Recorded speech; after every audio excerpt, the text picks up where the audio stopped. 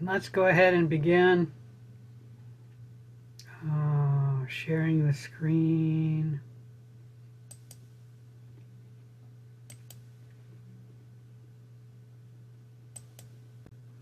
All right, so you should see my screen now. I think I can close that. Go ahead and leave that for the lab. Let's take a look at the syllabus. What we're doing this week is finishing chapter 1 and getting into chapter 10. We will finish that next week. So on next Tuesday, we'll finish chapter 1 and hopefully start chapter 2. Do note that next week, on Wednesday, there is a practice quiz. You can get up to 2 extra credit points because there's actually 2 practice quizzes. There's one that's multiple choice, and that one is timed. And the other one is a essay practice quiz.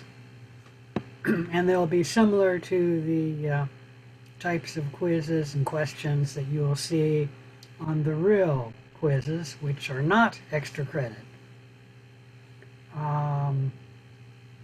Any questions about that? Let me state that last term students wanted the quizzes on Wednesday and the final as well instead of on Tuesday. So I set up the schedule this way, but we can talk about this. Would you rather have the quizzes on Wednesday or on Tuesday? Anybody have a comment? You need to what do you call it? Unmute your microphone to talk. Wednesdays are kind of reserved for another class for me, but kind of it's the class's decision. Wednesday actually works better for me, but I can make Tuesday work. I'm easy and I don't care. For the student who has a problem with Wednesday, you've got a class, you can take the quiz anytime between midnight Wednesday morning and then 11:59 p.m. Wednesday night. Okay, yeah, that works. Let's just do Wednesday then. Okay. But it is an online quiz and it has to be taken during that time frame. The decision to limit it to 24 hours was something the microbiology instructors decided to help reduce on cheating. I've got Respondus Lockdown browser, so it'll be very hard to cheat on the multiple choice questions. There's one instructor who's even gotten much stricter, and he's decided that the quizzes are happening during the lecture online in Zoom. So you have, I don't know, 15 or 20 minutes to finish a quiz that he gives you while you're in Zoom. And it has to be taken exactly during those 20 minutes. And I said, well, you know, this is kind of an online class. I don't want to have it that way. Anyways, if Wednesday works, we'll leave it that way. I set up the schedule that way because last term all the students wanted it on Wednesday. They didn't want it on Tuesday because they were going to class on Tuesday. Some of them were working and then coming home and taking the class, and they said they were too tired to take the quiz after the class. And I told them that Tuesday or Wednesday would be fine. And we switched it to Wednesday, and I just set it up for Wednesday.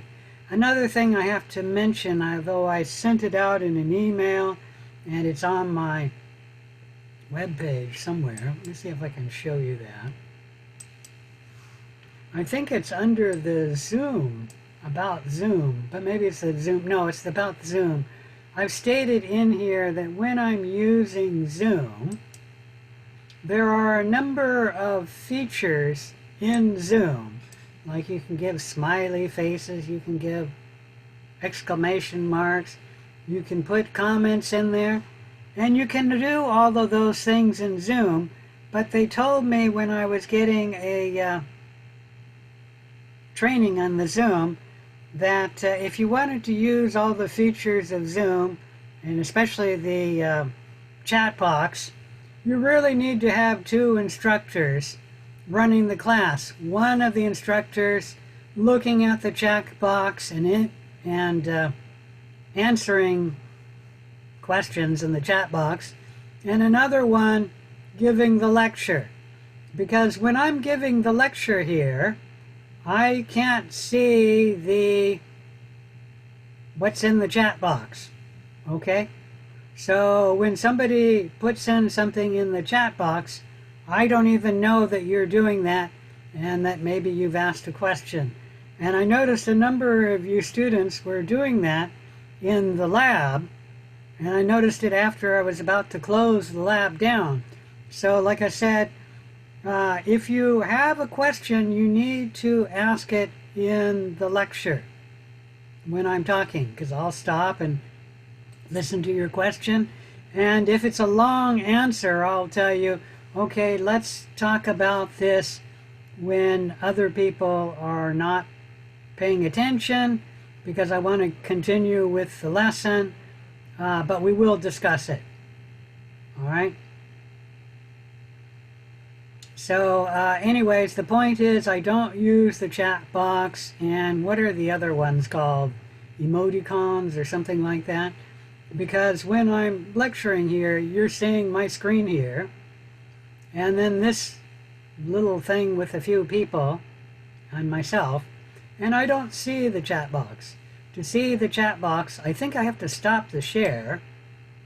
I'm not positive of that. And then click the chat box. See, somebody's put in a comment in the chat box, and I never even knew somebody did this. Okay? So I'm not going to address this because I'm in the lecturing now. All right, let's do the screen share. Go back to the screen share. So if you want to use the chat box, what you're going to have to do is write up your question and then tell me sometime in the lesson, preferably in the end of the lesson so I don't forget to take a look at the chat box. Because I can't see the chat box when I'm in the lecture. Any questions about any of that? All right. We talked about what we're doing. We'll talk about what we're doing in the lab when we get to the lab. So let's return to our lesson. We were talking about Chapter 1. We hadn't talked about Chapter 10 yet, but we'll get into that today. We were talking about the importance of microorganisms in the Earth's ecosystem, and really their importance to humans. Like, we use them for breaking down our sewage waste. We use them for making chemicals for us, like the ethanol we put in our gasoline, and a bunch of other chemicals we use in industry.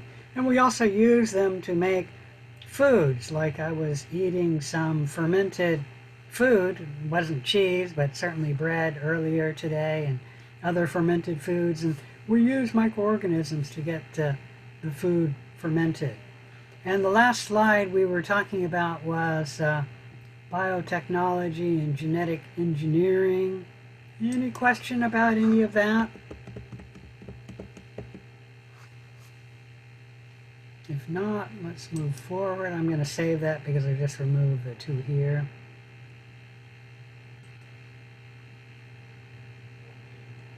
Move on to the next slide. Microbes are important in human welfare. We've already discussed this, but they're also important in the ecology of the planet. As you know, we talked about bacteria recycle nitrogen. That was actually our first slide. First real slide, I should say. Microbes are important in recycling nitrogen in the Earth's ecosystem. And the reason why nitrogen moves from one place on the Earth to another is because of microbes. And let's go back to slide 20. Hopefully that's the right one.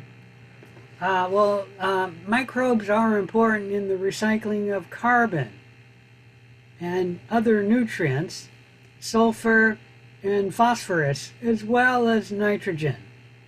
And these elements or nutrients are needed by plants and animals, and once the microbes recycle it, they can then be used by plants and animals. So when a tree dies, the nutrients in the trees aren't locked up in the decayed or dead tree. They will be broken down by microbes and also by fungi, but we're not going to talk about fungi. And then the nutrients will be released, and then they can be used by other plants and animals. Any question about any of that? And then all of these nutrients, as well as carbon, nitrogen, sulfur, and phosphorus, move around on the earth in the microbial ecosystem because of the microbes. And the first to show that microbes are important in mediating biochemical cycles, the biogeochemical cycles, were Winogradsky and Bajering, who discovered this in the 1880s and the 1892. The first to show that microbes, actually they noticed it with nitrogen and sulfur, that they move from one place in the ecosystem to another because the microbes are changing the nitrogen from one form to another, making it available to other organisms. Any question about any of that? Microbes are also important to human welfare in bioremediation. Bioremediation literally means life, and to remedy, we use microbes to deal with an environmental problem. And as you know, we already talked about with sewage, when you flush your toilets, we use microbes to degrade that sewage. Well, that's also true that we use bacteria and archaeobacteria to degrade pollutants. Like in an oil spill, pollutants like the oil can be broken down by microbes. And the oil is actually broken down into CO2 and water. So that solves the problem. When there was an oil spill, or actually it was during the Gulf War, when oil was released into the Gulf, the oil pollution was degraded very quickly by microorganisms. It just took weeks to do it because the Middle East is quite warm and there were lots of microbes, as well as the fact that there are oil spills all the time in the Middle East. And so there are microbes which degrade oil, and they degraded the oil fairly quickly. Now, if you remember reading about the Exxon Valdez spill, someplace in Alaska, and I assume it was in Valdez, Alaska, that took much longer because it was a much cooler environment. There were fewer microorganisms, and the microorganisms didn't grow, go through cell division, and then go through a quick metabolism because of the cool temperatures. They did degrade the oil, but it didn't happen in weeks. It took months or longer to degrade the oil. And we also used bacteria to clean up other pollutants, such as mercury. The bacteria can make the mercury spill less toxic for humans and other animals. So it can break down, like the oil spills, or make them less harmful substances, such as a mercury spill. Any question about any of that? If not, microbes are also important to humans because we can use microbes for biological insecticides. Not only do microbes make insecticides, which you can, go to Fred Meyer's and buy things like that, but There are some microbes that are even pathogenic to insects, and they can be alternatives to a chemical man-made pesticide. Generally speaking, the biological insecticides are less toxic to humans than the man-made pesticides. And we can use the biological insecticides to prevent damage to crops as well as disease transmission to the crops by using these biological insecticides. One example is the bacteria Bacillus thuringiensis, which infections of this bacteria are fatal to many insects. And the bacteria makes something that is non-toxic or harmless to humans and other animals and plants, but it is toxic to many insects.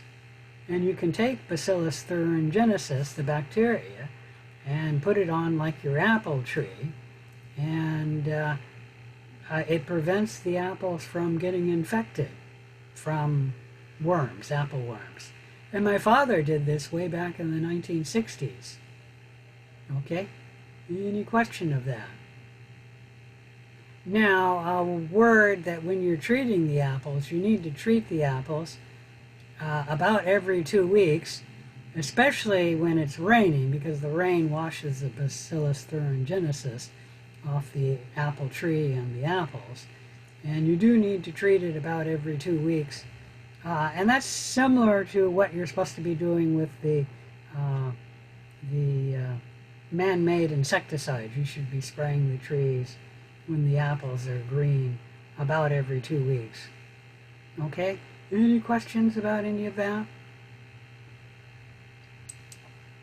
All right, any questions about the importance of microbes to humans and generally in the Earth's ecosystem?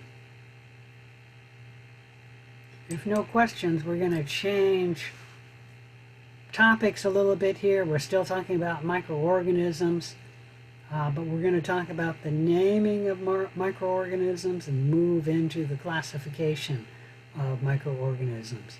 And this is covering chapters 1 and 10.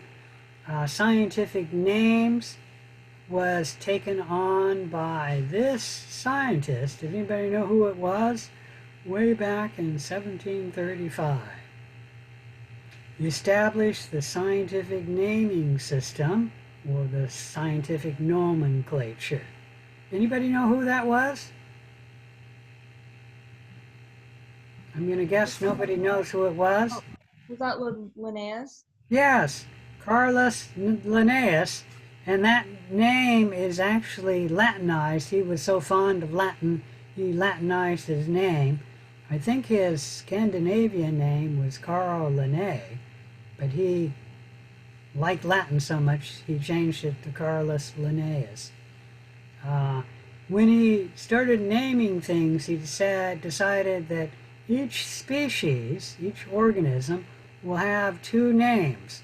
The first name will be the genus name for the species, and then the second name will be the specific epithet for the species. For example, humans, our species name is Homo sapiens, and Homo is our genus name, and sapiens is the specific epithet. But the entire species name is Homo sapiens. Any question about any of that?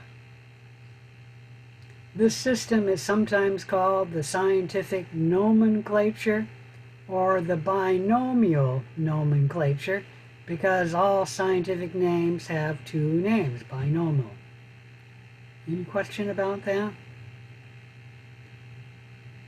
This system is still used today, and we still use the same words like he called humans, Homo sapiens, which literally means wise man who walks on 2 feet, okay? Wise man, sapiens, Homo, man who walks on 2 feet. The scientific names are all italicized or underlined. And when I type that, I usually will put the name, scientific name, in italics. but I can't write italics, so if I'm writing up on the blackboard, I will spell it out and then underline it to indicate that it is a scientific name. The genus name is capitalized, at least the first letter, Homo is capitalized, and then the specific epithet name is all lowercase. The scientific names are Latinized, meaning they're Latin words, and they're used worldwide. So Homo sapien refers to a human being or man wherever you are in the world. Everybody uses that for the scientific name for man. And all of the scientific names are, there's one for each species, and it's used by everyone in the world for the scientific name. The names can be descriptive, like Homo sapien is descriptive. It literally means, I said before, wise man that walks on 2 legs or 2 feet. But they can also honor a scientist, like Escherichia coli is both descriptive. Coli means it can be found in the colon. And Escherichia is honoring a scientist. It's named after Dr. Escher. I'm not sure if I'm pronouncing that correctly. Who was an early microbiologist. Okay? And Staphylococcus aureus is another descriptive name. It literally means cocci, round cells that are shaped like a grape cluster, Staphylococcus grape cluster, and then aureus, golden, because the cells are golden. Any question about any of that? After first use of the scientific name, you may abbreviate the name by using the first letter of the genus and putting a period, and then spelling out the specific epithet. Like we say Staphylococcus aureus and Escherichia coli the first time they're used, and then the next time we use it, you can abbreviate it as S. aureus or E. coli. Some names are so common that sometimes, even among scientists, we will just call them E. coli because everybody knows what we're talking about, meaning we don't ever say out the full name. And you'll find that in the newspaper all the time. Almost nobody calls it Escherichia coli. Almost everybody calls it E. coli. Okay, any question about that?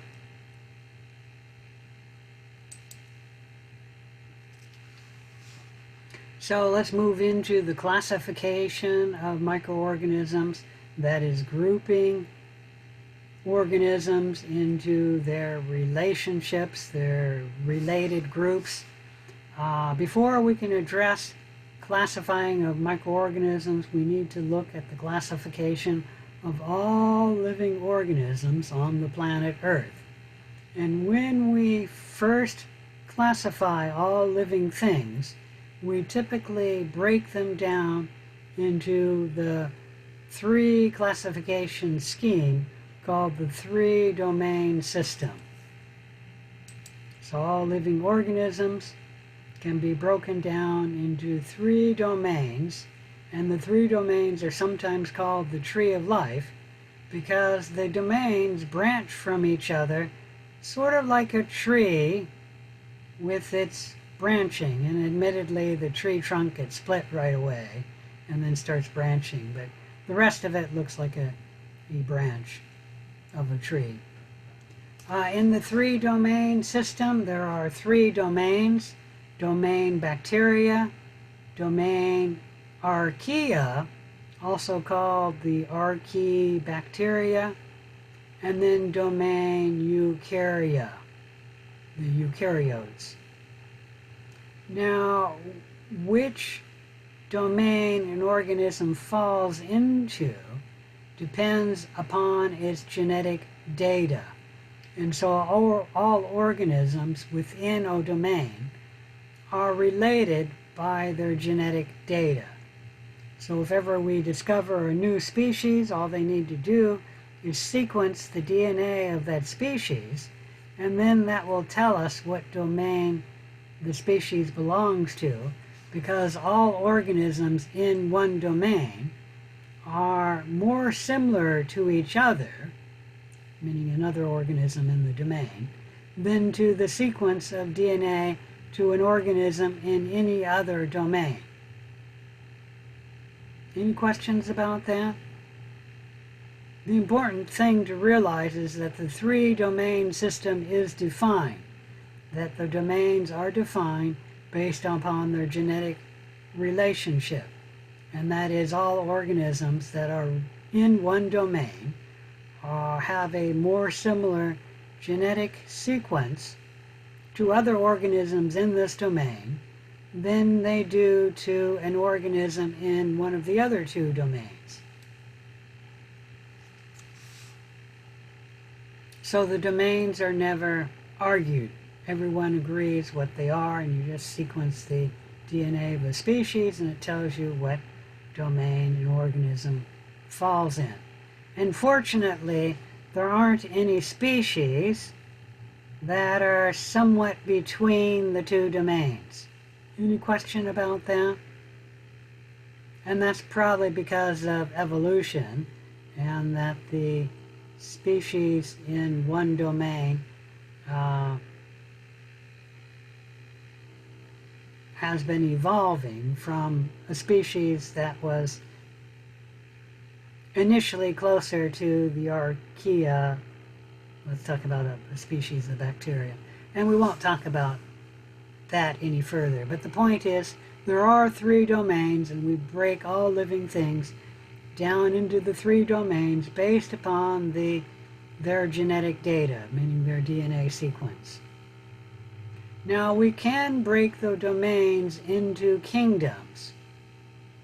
And when we do that, we will be following the six-kingdom approach, meaning that the domain bacteria only has one kingdom. It's the kingdom bacteria, which is the same as the domain bacteria. The same with the domain archaea. There's only one kingdom to the domain archaea. But for the domain eukarya, there are four kingdoms of eukaryotes. Kingdom Plantae, Kingdom Animaliae, Kingdom Fungi, and Kingdom Protista. Now you should realize that there is no definition for what a kingdom is, and there are arguments as to which kingdom a species falls into. Okay? So some scientists disagree on which kingdom a species falls into. They also disagree on how many kingdoms there are. Some people say there's 5. The majority probably do say that there are 6 kingdoms, but there's the 9-kingdom approach, 20-kingdom approach, and even the 30-kingdom approach, meaning there's higher orders. And I'm assuming that anything over 6 to anything over 30, there's probably somebody out there who says, no, there's 29 kingdoms, okay? Meaning there's different numbers of kingdoms, and where the organism falls depends upon who you ask. Meaning scientists don't agree, and there's arguments, and we're not going to get into the arguments. I'm just going to use the 6-kingdom approach because it's fairly easy, and it's the approach that your textbook uses. Any question about that? But once again, there is no agreement on what a kingdom is. Like some people say that the complex kelp that washes up on the Oregon and Washington beaches, some people say, no, this is not a protista, it's a plant. And others say, nope, it's not a plant, it's a protista. Okay? So there are arguments because Not everybody agrees where they go, and there's no definition for what the kingdom is. Generally, if something is green and growing and photosynthetic, we say it's a plant, which, by the way, the kelp are. And if something moves around and eats things, we say it's an animal. Okay? So generally, there's not too much disagreement for what most plants are and what most animals are. But every once in a while you do, especially when we're talking about microbes. There are microbes that move around and eat things, but yet when you give them light and no other food source, they can be photosynthetic and then act like a plant. Okay? So what kingdom does it fall into? Any questions about any of that? All right, the main point is that the kingdoms are not defined, and I guess there's arguments as to what a kingdom is and how many kingdoms there are, and we're not going to get into that argument. Okay? Unlike the domain system, where there's no argument that there's 3 domains and that they're based upon their genetic data, so we know exactly where a species falls in the domain system. Now, with the 3 domain system, there are different cell types, and this is the way your textbook talks about it. Meaning the bacteria have 1 cell type, prokaryotic cells, the archaea have 1 cell type, prokaryotic cells, and the eukarya have 1 cell type, but they are eukaryotic cells.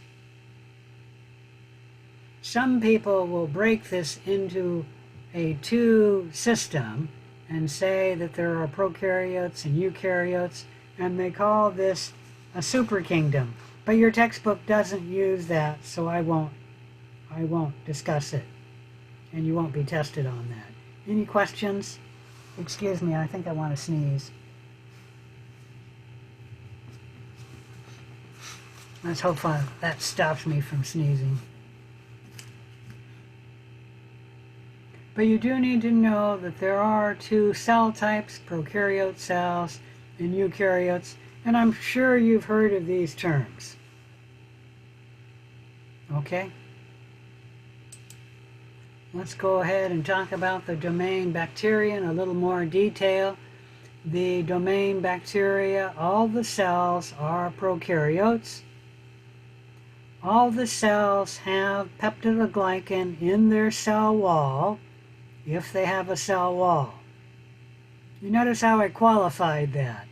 For this purpose, all you need to say is that bacteria have peptidoglycan in their cell wall. Much later in the term, we will mention that there are some bacteria that don't have cell walls, but we're not going to talk about that now. The bacteria multiply by binary fission, and literally what that means is that the cell, when it's time to divide, it simply splits down the middle, binary fission. For energy use, the bacteria cells can get their energy needs from all the potential energy sources. They can break down organic chemicals. And we do that. That's where we get our energy need. But some bacteria can break down their energy needs from getting it from an inorganic chemical, like hydrogen sulfide gas or a nitrogen compound. Generally, those are the chemosynthetic bacteria, but we'll talk about that more later. And then there's some bacteria that can get their energy needs from photosynthesis, and we'll talk a little bit more about that later in the term. So the bacteria, they can get their energy needs from all the potential sources when we're talking about different species. Now, E. coli, for example, can only get its energy needs from an organic chemical compound. And that's the same for us. But there are other bacteria that can get it from other sources.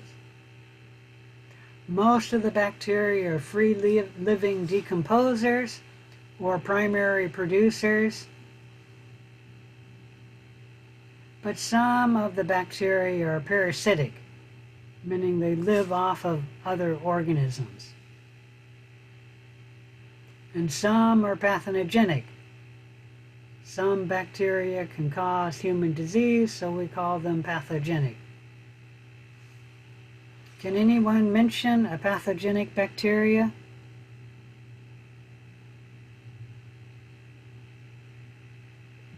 Staphylococcus, like MRSA, methicillin resistant Yeah, Staphylococcus aureus. Staphylococcus aureus, that's multi-drug resistant. Yes. Okay, good job. That is a pathogenic bacteria.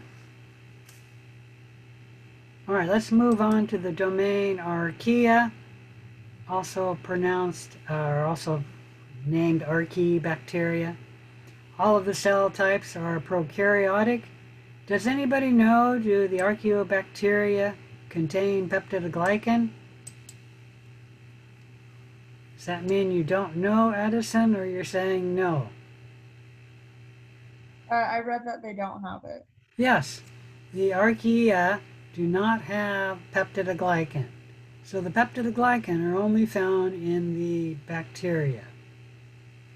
Some of the Archaea are found in extreme environments, including the methanogens. They're found in environments where there's methane gas, and that's toxic to us. Some of the Archaea are found as extreme halophiles. That means they love very high salt concentrations. Halophile, salt lover, is what it literally means. Some are extreme thermophiles. You can find them in very hot environments. And by that, I'm talking about boiling temperature or slightly higher. We don't find the Archaea alive on magma, for example. But when we look closer where we can find the Archaea, we can find them in all of the Earth's biomes. They are not limited to extreme environments. We can find them everywhere, and they make up a significant portion of the bacteria in the soil and in the water of the ocean. Any question about that? Does anybody know, are any of the Archaea pathogenic? Can the Archaea cause human disease? Nobody wants to guess? I think I've read somewhere that they don't. That's correct, Nicholas, thank you. The Archaea, we know of no examples where there's an Archaea which causes human disease. And so for this reason, after this lesson, we're not going to talk much about the Archaea. And that's because in this class, we're going to focus in on the bacteria and the eukaryotes which cause human disease. And so we're not going to talk much about the Archaea because none of them cause human disease. Okay, any questions about any of that?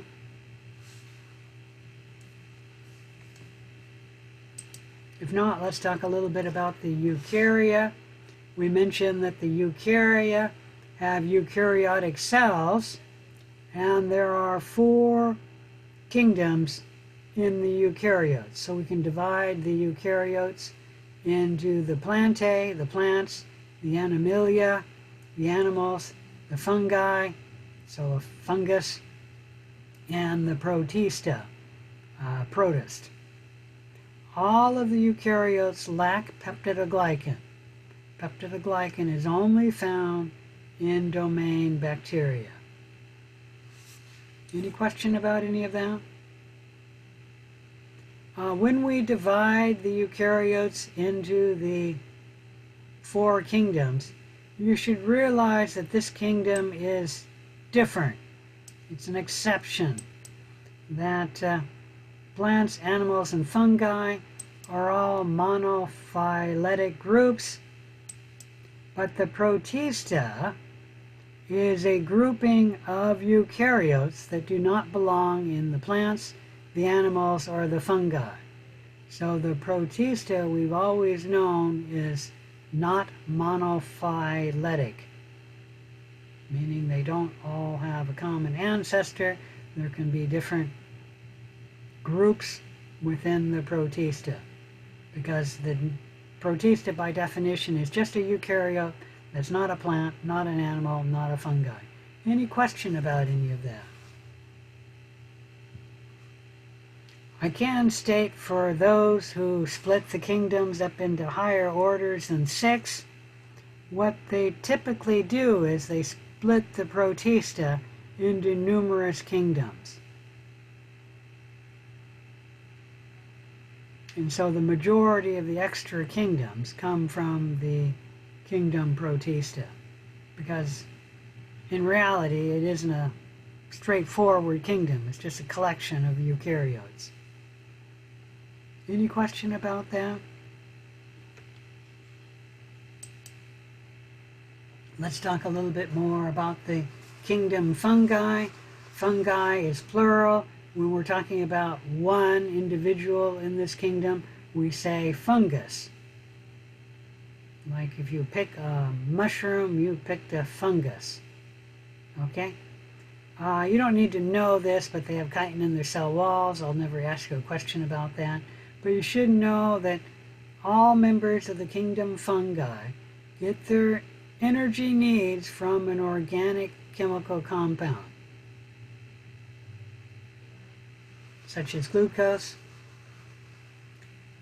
The members of the fungi, the kingdom fungi, can be multicellular, like the molds and the mushrooms, and they consist of masses of mycelia, which a mycelia is composed of filaments, which we call hyphae. Let me see if I can blow this up and show you a hyphae.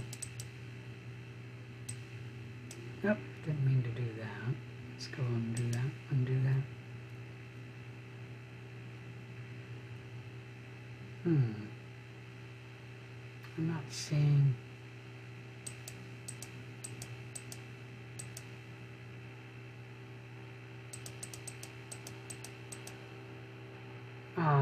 Actually you can see it, but barely. Get over here. So, can you see like strings in this region? Or in that region? Okay, those strings are the hyphae of the fungus.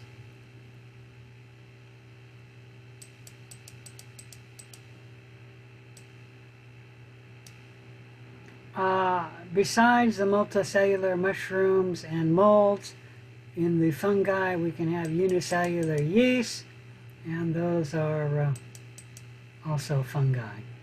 Most of the fungi are decomposers, meaning they decompose various things.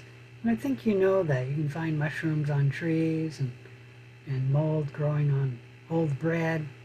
They're decomposing it. But there are a few of the fungi that are pathogens, causing human disease. Can anyone mention a fungus or a yeast which is pathogenic? Cordyceps? Say again? Cordyceps? Cordyceps. Possibly, I don't know that. So I don't know that one. I might be saying the wrong thing, but I know it, at least with insects, it makes them grow like little mushroom antennas and rots their brains out.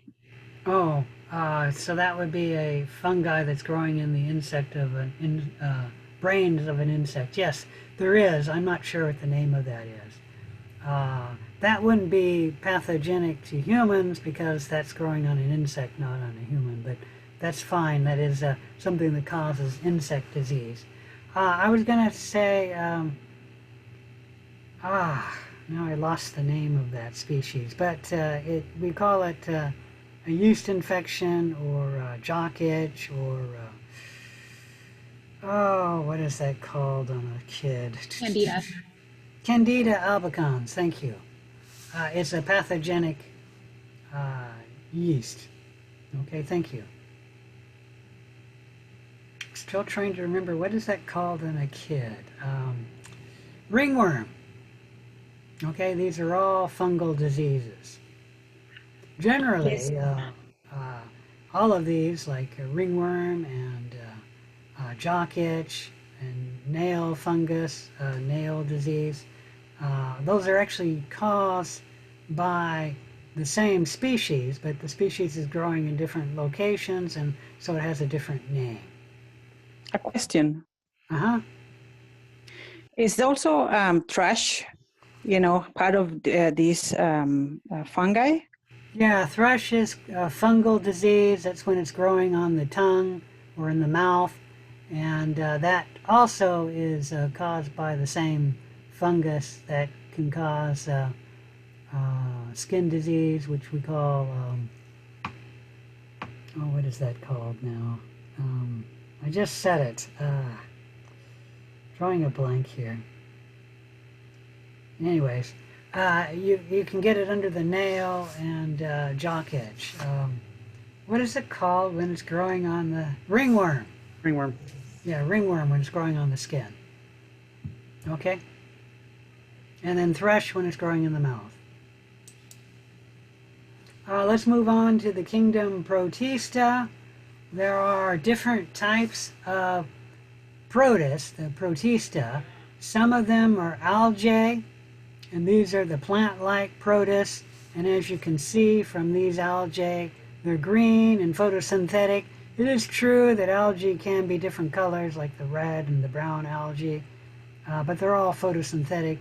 They have cellulose in their cell walls, much like plants. They engage in photosynthesis for getting their energy needs, and they can produce oxygen. Okay? And those are the algae, the plant-like protists. The protozoa are the animal-like protists, and that includes the amoeba, the paramecium, the euglena. They absorb or ingest organic chemicals like glucose to get their energy needs. They may be modal, with pseudopods, shown right here. This organism is moving by pseudopods. They can also move by cilia. Those are little hair, which actually, this one, you can't see it, but it moves by cilia. And then flagella. Flagella would be like a whip-like structure, like a tadpole tail. An example of a cell that moves by flagella is a sperm cell. Any question about any of that? None of the algae are parasitic or pathogenic. However, the protozoa, some of them are parasites that can cause disease in humans. For example, malaria is a protozoa that causes a serious disease in humans. And amoebic dysentery is an amoeba that causes disease in humans. Now, with the protists, when they cause disease, we call them parasites. Okay? Any question about any of that? Like malaria is a parasitic organism. We don't call it a pathogenic organism. That term is reserved for bacteria, pathogenic. And then when we're talking about protists, we say they are parasitic. And, there really isn't a good reason for that. So you just have to get used to it. Any question about that? Okay. Also in the kingdom protists, there are fungus-like protists, and we're not going to talk about them because they don't cause human disease. If you've ever heard of water molds, they can infect potato plants. That's a fungus-like protist. For the kingdom Plantae, we can break the plants into the mosses, the ferns, conifers, and flowering plants. Of the kingdom Plantae, all species are multicellular.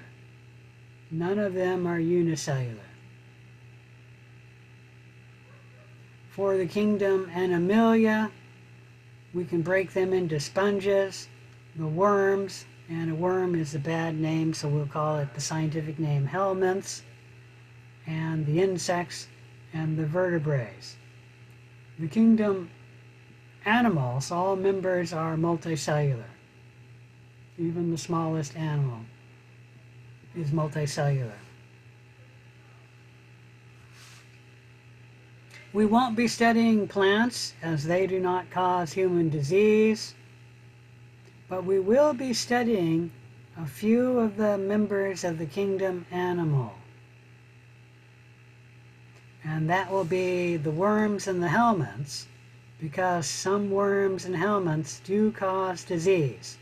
Can anyone mention a worm or a helminth that causes human disease?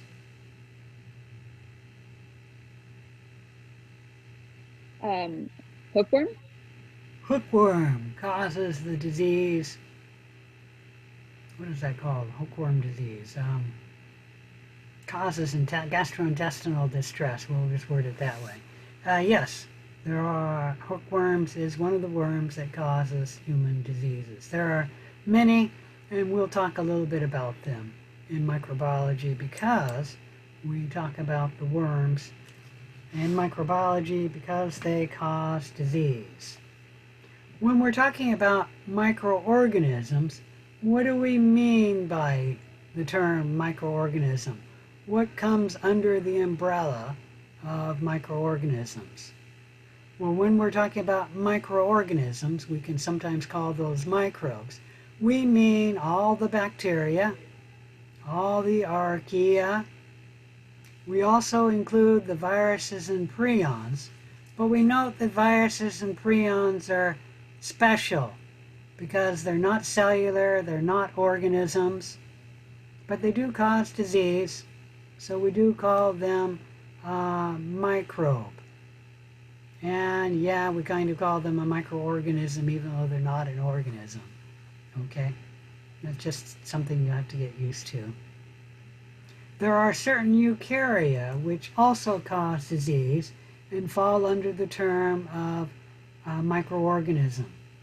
Some of the eukarya, even if they are not causing disease, we call them microorganisms because they are microscopic. You have to use a microscope to see them. And the protozoa, the molds, and the yeast, and some of the algae, as long as they're microscopic algae, we call them microorganisms. Now, the kelp that washes up on the Oregon beaches and the Washington beaches, those are not microorganisms. Those are feet long, maybe even 2 or 3 meters long. But anything that's unicellular or microscopic, we call a microorganism. Let me show you something. I think I mentioned this before. This is an organism. It's colonial. Each of those dots is a cell, and then there's 1, 2, 3, 4, 5, 6 baby colonies inside the big colony. And this colony will open up and then release these colonies to go out and colonize other areas and grow in other places. But the point is, this is a colonial microorganism made up of more than one cell. So when we're talking about microorganisms, they don't all have to be unicellular. Any question about that? Most of them are unicellular, but not all of them are. And some of the algae are unicellular, and some of them are microscopic, and we call them a microorganism. We also include the helminths, the worms, in the category of a microorganism. Now, why is that? Worms aren't microscopic, right? They start off that way, though. Yes. A tapeworm can be 6 meters long, but yet it starts out with an individual fertilized egg, and that stage is definitely microscopic, and that stage is actually very important because that's usually the stage, the fertilized egg, the stage that is usually the stage responsible for giving the humans the infection, meaning with worms, usually the infective stage is the microscopic stage. And then from that one single cell, it will grow, the cells will divide, and then we'll get the adult worm, which could be feet or meters long. And so the infective stage of helminths generally are microscopic, as well as the fact that some stages of the worms are microscopic, and all of them start with the microscopic fertilized egg. And so for this reason, besides that they cause disease, we group the helminths under the umbrella of microorganisms. And we will study them because some of the helminths do cause disease. Many of the helminths are parasitic. That includes some of the flatworms and some of the roundworms.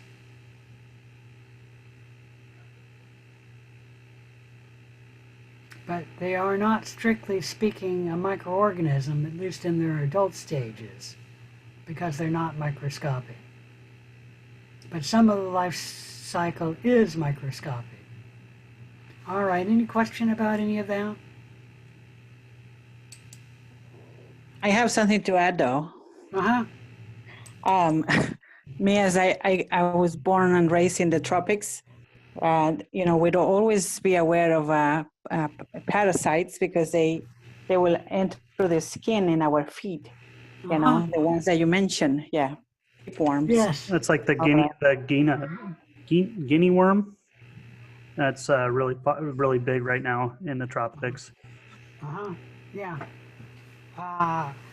Generally, the stage that's infective of both of these are microscopic, but especially the one that burrows into your feet, that is not the fertilized egg. It's some stage after the fertilized egg. So let's talk about viruses a little bit. They do cause disease. We do talk about them as a microorganism, but they're acellular. They're not composed of cells, so in a sense, they're not a strict organism. They do have a genome, a central core molecule that is either DNA or RNA, and we'll mention later on in the term it's never both, but they do have a genome of either DNA or RNA.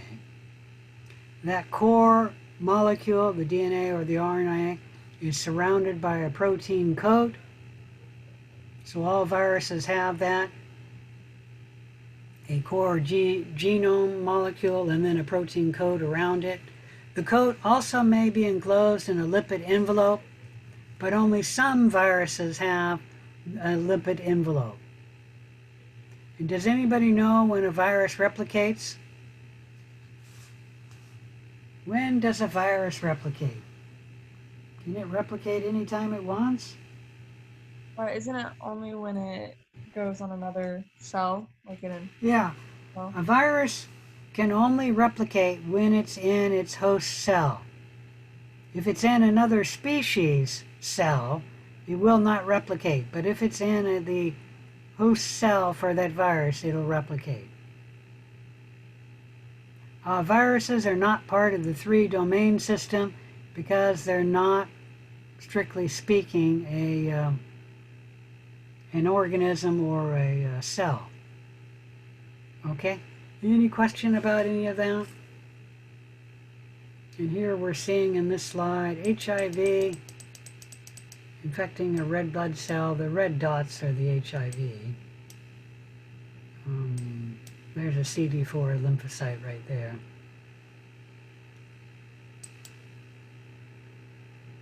All right, this slide shows you a little bit about a summary of the bacteria in the archaea. We'll talk more about it later, but generally the bacteria in the archaea have similar cell type and similar ribosomes, They differ on their cell wall. No peptidoglycan in the archaea, and no peptidoglycan. There is peptidoglycan in the cell wall of bacteria.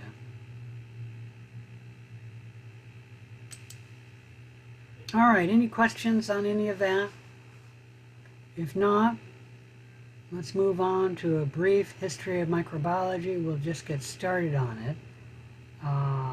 The history of microbiology largely concerns the debate over spontaneous generation and whether living things could spontaneously come into being, spontaneous generation, or whether living things had to come from something else that was alive, biogenesis. And we'll also talk about the golden age of microbiology, when microbiology was first started. It roughly goes on from 1857 to 1914. And it was just early microbiology, where when microbiologists would look at something, it was something new, so it's a new discovery. This slide showing you some of the main events. We'll talk about them in the history of microbiology. When I'm giving you the history of microbiology, I will be giving you a year for the time span, and then some information about the organism. Generally speaking, with the exception of this first item, you don't need to know the date. But with the first item, you do need to know the date. And that is greater than 3.5 billion years ago, we see ancestors of bacteria as the first life on Earth. Meaning, in the fossil record, we can find fossils of the ancestors of bacteria. And here you actually see an actual picture, electron microscopic image of a fossil. And here the artist has drawn it out. Okay, any questions about that? So you do need to know this date. Whoops, sorry, didn't mean to go. 3.5 billion years ago, we have the ancestors of the first bacteria being the first life on Earth. And then 4,300 BC, we have the first records of microorganisms. The Babylonians wrote out on their clay tablets recipes for making beer. And they didn't even know what a microbe was because they couldn't see it, but that's what made their beer. And the microorganisms fermented whatever it is you use, I think grain, to make beer, and fermented it into beer. After that, the Mayans wrote out around 600 AD, meaning after Christ, the first information about how to make a fermented beverage from cacao. And this is the first writings on the making of chocolate. Okay? Now, I won't ask you to know the dates for 600 AD or 4,300 BC, but you do need to know that I may ask you about the relative order of things. So before the Mayans could make their fermented beverage that we call chocolate, there had to be records of somebody using microbes for fermentation. And so you first had to have the Babylonian clay tablets for making beer. And before that, you first had to have fossil records of the first living organisms in the planet Earth, meaning in the fossil records of the planet Earth. Any question about that? So before the Mayans could write about making chocolate, there had to be a recipe for fermentation for making a beer. And before that, there had to be life on the planet Earth. If anyone knows anything, wine was invented much earlier than beer. but it was invented, wine was invented before we had civilizations that could write. And that's why there probably are no written records for the making of wine. Okay, but in 4300, we did have somebody who wrote records for the making of beer. Any question about any of that? So you do need to know the relative order of things, but you don't need to know the years. Except for the first date, you will need to know that 3.5 billion years ago, we have the first fossil record of life on the planet. Also early in the development of microbiology, which is before microbiology started, in 1590, Janssen developed the compound microscope. Though for those of you taking microbiology, this was an important historical event for microbiology, because you can't see the cells of a living organism unless you have a microscope. And in 1590, the first microscopes were invented. Surprisingly, it took 75 years before anyone used the microscope on living things, and then reported seeing that living things were composed of little boxes that Robert Hooke called cells. And the reason he called them cells is that they reminded him of the rooms in a monastery where a monk lived. And the monks called these rooms cells. And the cells that Robert Hooke saw under the microscope looked like the rooms of a monastery. Any question about that? And that's why he called them cells. In 1665, Robert Hooke's looking at living things and seeing cells marked the beginning of the cell theory. The cell theory is that all living things are composed of cells. And Robert Hooke didn't write up the cell theory. It was actually written up many years later by Virchow. But the cell theory happened over time. As people looked at more and more organisms, they saw more and more cells. And so people started to think, living things are probably composed of cells. Now, in 1665, Robert Hooke and other scientists did turn their microscopes on animals. They never found cells in animals in 1665. The reason being that the microscopes in 1665 weren't very good and were kind of fuzzy. And when scientists looked at the tissue of animals, the actual cells there weren't distinct enough, and people didn't know that animals in 1665 were made up of cells. Why do you think that the early microbiologists never saw the cells in animals, but saw the cells in plants? Why did Easier to cut microbiologists... sections of a plant than an animal? Say again? It's easier to cut sections of a plant than to open up an animal? That is true, but that's not the reason. Maybe because the plant ones are a lot more clear and easier to see through. Yes, but why? The cells are much easier to see, but why? Chloroplasts? I don't know. No, good guess, but no. It's because cells have a cell wall, and the cell walls are very thick and distinct, and so people could look at plants and see the cells.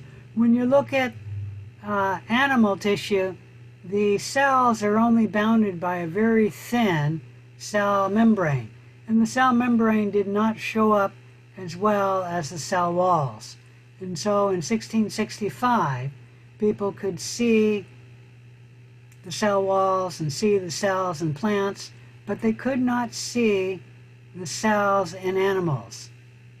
And that took time people kept developing more and more microscopes, and they got better and better, and they got less and less blurry. And eventually people started looking at animals, and then they could start seeing cells as the microscopes got bigger, better. All right, any question about any of that?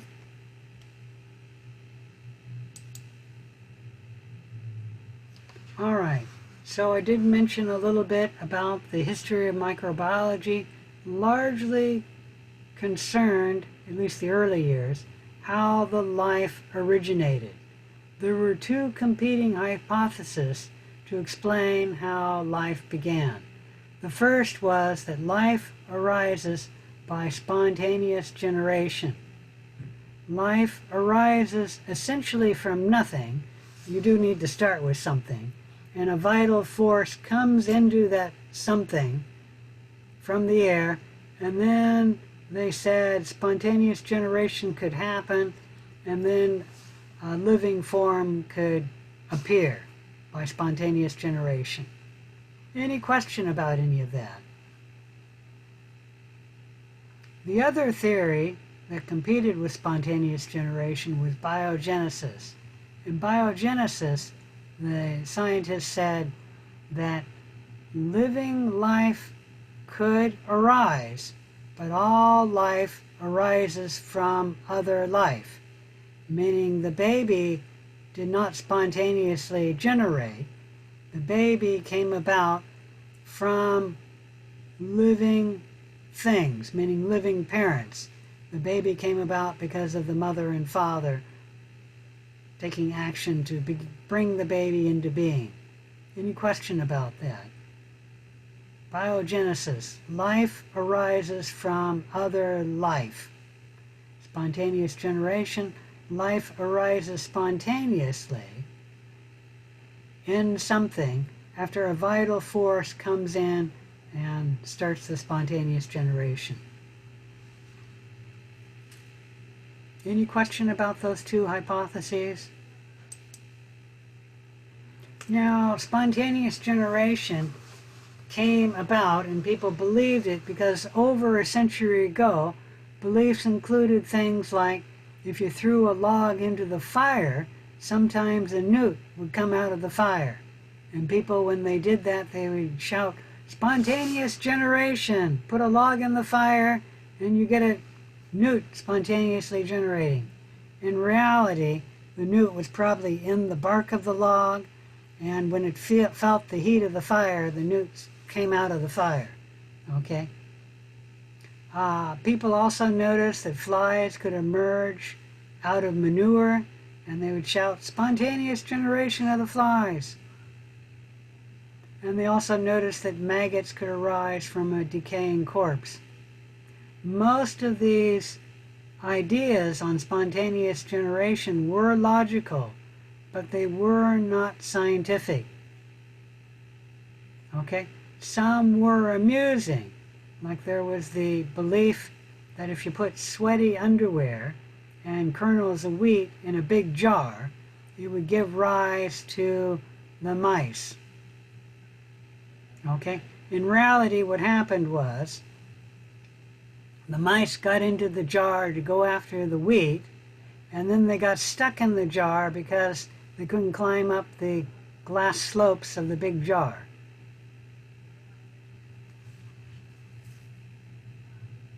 I guess I'm telling you that spontaneous generation doesn't happen, but let's go on to the first evidence proving or disproving spontaneous generation. Way back in 1668, you don't need to know that part, but Francesco Redi documented the first controlled scientific experiment. So this is important not only for shooting down the theory of spontaneous generation, but it's also important as it's the first documented controlled scientific experiment. What Francesco Redi did was he took 3 jars, completely sealed the jars, took 3 jars and covered the top of the jar with a fine wire net, and then took 3 jars and left them open. And then he put meat in the jars and then looked to see if maggots arose. In the jars that were completely sealed and in the jars that were covered with a fine mesh, no maggots arose in the meat. But in the 3 open jars, Francesco Redi noticed that maggots appeared. So his results did not support spontaneous generation. You did not get maggots in the jar that were covered with a fine net. Okay? Any question about any of that?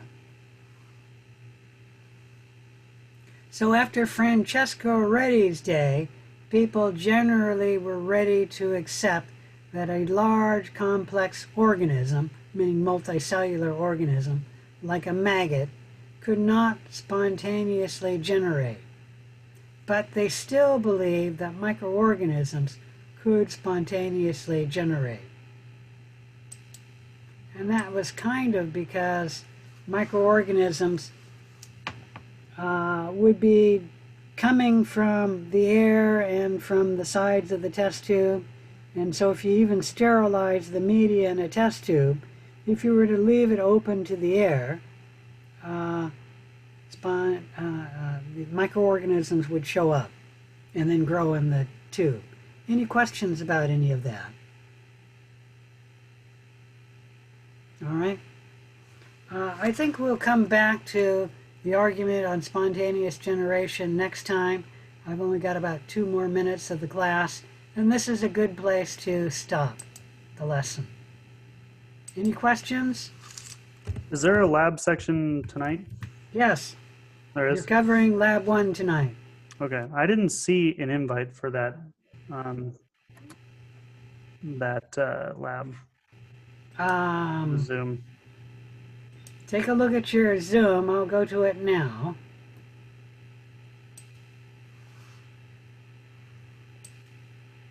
The rest of you can log off.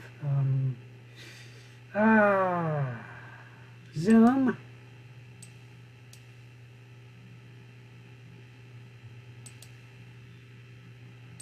Let me start, because I don't know where that is.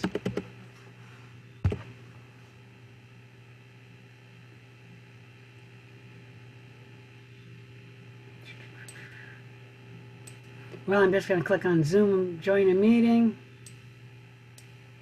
Nope, didn't go to my meeting. Just a minute. Let's go to my meeting.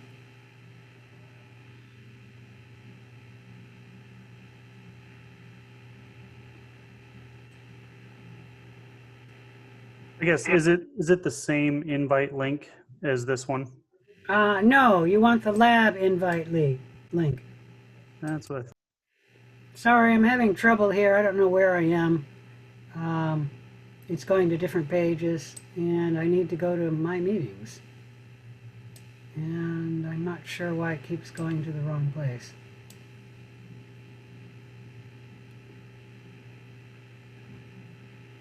Let's start all over again. It's in there.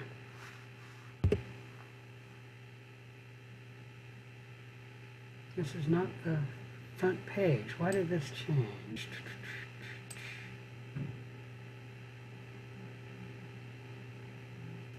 I think I found it. Good, because I'm having a hard time finding it. All right. Yeah, yeah, that'll work. Thank you.